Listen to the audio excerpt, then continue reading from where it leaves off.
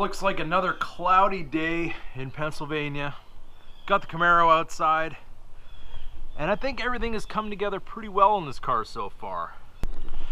But I think I could use just a little bit more. Now let's see what we have here. It's a pretty big box. Oh yes!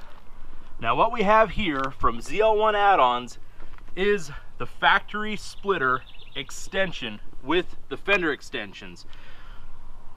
So this is the 3/8 version of the splitter extension. They do offer it in a 1/4 inch as well, but this is the thicker of the two. We also have the optional riv gun for our riv nuts that is included in our hardware kit. We also got the fender extensions, which is going to go on the front to protect everything nicely and going to give us a whole new look in the front end of this car. And here we also have the deluxe rock guard kit. Since we are running a wider wheel on the car, this is going to give us that added protection. But we do have another mod that's going on the car that's going to require us to remove the wheels, so we probably are going to be doing that at the exact same time, so definitely stay tuned for that. So let's get it up on ramps and get started.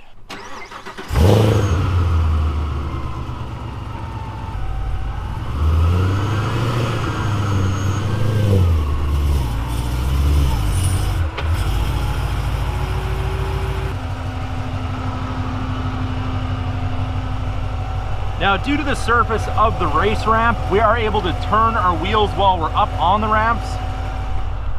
Just don't forget that they're turned before you try to back off. So on a little side note, since we have it up on the ramps, I really do like the look of the gloss black 1LE style wheels. But one thing that stuck out to me is the TPMS sensor, which is silver against the black. It does not match. So I went on Amazon and I think I found a solution. So what we have here is a tire pressure monitoring system cover, which goes over the stem and kind of hides that silver. But unfortunately, these only came in chrome, so I'm going to have to paint them. So what I did is I got some adhesion promoter. We're going to spray these a couple of times so that paint really sticks. We don't have it flaking off later. And we're going to paint these black and hopefully hide that tire pressure sensor. Another thing before you start is make sure that you put the rivets underneath your splitter.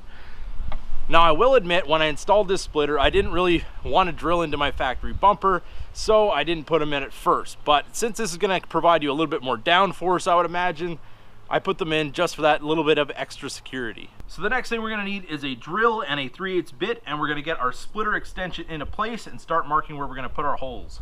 So on the top side of your splitter extension, there is this plastic covering that you want to remove before you install it. Also, they wrote top on it so you know which way it's supposed to go, and we're ready to line this thing up. So I just wanted to quickly demonstrate the quality of the ZL1 Addon splitter extension. As you can see, with the 3/8, it is very, very substantial. If you hold it like this, it barely flexes at all. You are definitely getting a very well built and quality product. So in a perfect world, if you had 2 people to help you with this, that would be absolutely ideal, because you can have them hold either side, make sure everything's in alignment before you start drilling, and then you can focus on drilling, not holding it in alignment. Unfortunately for me, I am doing this by myself. So I have my floor jack in the middle. Now keep in mind, there are spacers that are going to go in the middle, so this is not going to sit flush the way that is. So what I'm going to do is I'm going to actually line up the one side, because I've tested both of these sides, made sure that where I've got it sitting, it is pretty much where I want it to be. And I'm going to do my first rib nut over here, bolt that up. I'm going to relieve the tension over here and line that side up and drill that hole, and everything should be where it needs to go. But keep in mind, if you do screw up and it is off center, you can egg out the holes a little bit and kind of give you that adjustment to get it where you need it to be.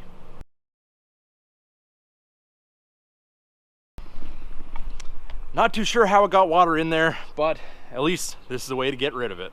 Okay, we have our riv gun put together, because you have to put in your 1/4 20 adapter, because these obviously are made for different size of riv nut, but it does come with the 1/4 20 one that you do need. This stud itself is regular right-hand thread and the collar is left-hand thread. So just keep that in mind when you put this thing together. Now what you want to do is take your rib nut, tighten it all the way down so it is flush with your tool, and then we're going to put this up into the hole and squeeze it one good squeeze, and it should be good to go. Okay, so these do take a little bit of effort, but I gave it a good squeeze. I can see how much thread is now left out of my tool, so I know it is compressed inside. Kind of give it a little push down, make sure that it's not going to fall out, and then you just use the knob on the back of the tool to remove it, and we're ready to install our bolt. So now we're going to install our first bolt and washer. It's just a Phillips head, and since this goes flush, we do not require a spacer on the outside edge. We only have the 3 in the middle, but this is going to give us kind of our key point so we know where everything else is going to align. Okay, we tightened up our first bolt. As you can see, we got a nice fitment here since this is where our fender extension is going to go. So now let's go over to the other side, see where it lines up, and we can start drilling our next hole. Now just keep in mind, with the jack, it's just there to hold it in place. You don't actually want to put upward pressure on your bumper and end up cracking anything. But now I've released a little bit more of the tension to kind of give us that gap that we're going to have with our spacers, and hopefully this thing will line up perfectly. So another thing when lining this thing up, you want to keep your finger on the splitter extension and your original splitter. Make sure that you have a nice seam there. Also, you can kind of feel on the inside of the splitter extension actually follows the line of the inside of your factory OEM splitter. So you want to make sure those two align, and you're ready to put in your next hole.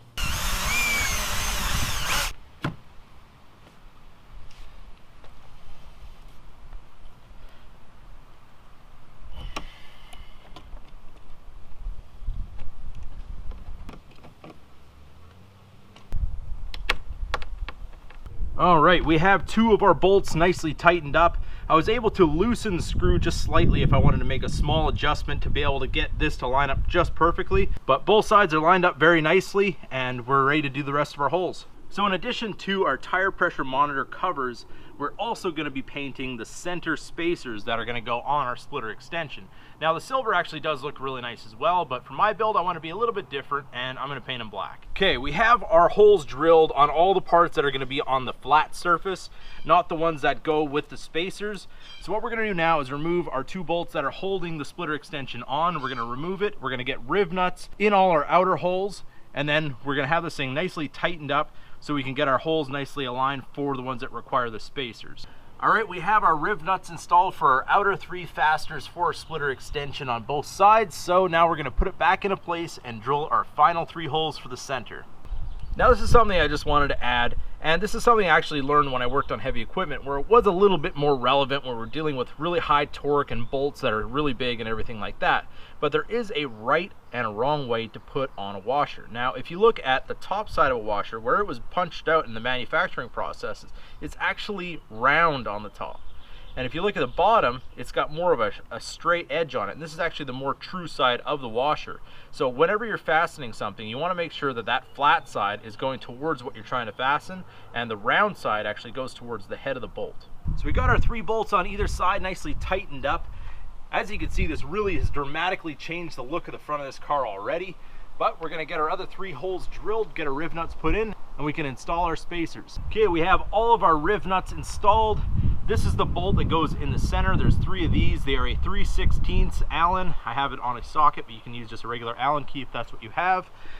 And we have our newly painted spacers. Now, unfortunately, these are matte black. I really wanted to do them in gloss, but I'll have to do that at another time because I ran out of gloss black paint when I painted my mini bike. So they're going to be matte black for now. So another thing to mention, this is what is actually going to be your washer for your center 3 bolts. This is a nice kind of a stopper or a guard for your splitter, so you know if you're getting too close to something, this is going to scrape before it actually hits the splitter extension, and it's a pretty nice option to have. Well, here it is, everybody. We have all of our bolts installed, just waiting to do our final fitment here, and then we'll tighten everything down. Everything is in place. We've got our spacers in here, and actually on second thought, I actually do like the matte black, and I think I might leave them that way. So let's get this thing all tightened down and aligned, and we're ready to do our fender extensions. So now here we have our fender extensions. They also give you a separately marked bag of hardware so you know which one is for which, and keep everything nice and separate. So let's get these installed. The next day. Well, everybody, unfortunately, due to our weather situation, This video did get carried over to the next day, so let's get the Camaro outside and get this install finished up. So where we left off from yesterday, we were about to put our fender extensions on, and what you need to do is just take your top bolt out of these three, which mine happens to be a snap screw for my novice stretch. Now that I'm putting the fender extensions on, the screw for the novice stretch isn't going to be long enough, so I'm actually going to have to get a longer snap screw to make this work, but it will work with the novice stretch once I do get that longer screw. Okay, we have our top screw removed. Now what we're going to do is use the new longer screw from ZL1 Addons that comes in the kit. So we're going to put our spacer on the inside, run our screw through the pre-drilled hole. I'm going to line it up with our factory hole. Run this in with our screwdriver. And now you can see the bottom of your fender extension actually lines up with the bottom of the splitter extension, and there's 3 pre-drilled holes on the fender extension where you run in 3 of the small screws that are provided in the kit. Okay, we got our bottom 3 screws in nice and straight. Another thing you can do is just kind of start it and see where your screw is going to be, just so you're not too high or too low. Remove the fender extension itself and run the screw in without it in between so you can see where it's actually going to go. So we have this top screw loose. What we're going to do now is pull down on it. This is going to take up the gap between the bumper and the fender extension itself. And then we're going to tighten this screw up. I would be putting the 2-sided tape on at this time, but seeing how it is misting and the car is fairly dirty, I'm going to wait until I have the car nice and clean before I put that on, just to make sure it's going to stick. So as you can see, there is a little bit of a gap between our bumper and our fender extension, but if you actually put pressure right there, everything lines up really nicely, and that's what our 2-sided tape is going to do for us. And on this side, we've got everything buttoned up already as well. It is the exact same as doing the other side, but at the same time, we still need to put our 2-sided tape on. But as you can see, the car is all full of mist because our wonderful Pennsylvania weather has brought us more precipitation. Wonderful. Now when I put the GM splitter on this car, it completely transformed the look of the car. It looks so much lower, so much more aggressive, and with the ZL1 Addon splitter extension, it actually takes that and times it by 10. It looks so much more track-like. I absolutely love it. So like I said earlier, we will be removing the wheels on the car, so at that time we're going to be doing the rock guards and finishing off the front fender extensions. So a big thank you to ZL1 Addons, John and Matt Lethal Camaro over there for hooking me up with all this awesome stuff. They make great products, so definitely check them out on their website. I will have all their information in the description. So if you guys enjoyed this video, don't forget to give it a big thumbs up. If you're new to the channel, hit that subscribe button. Keep that hammer down.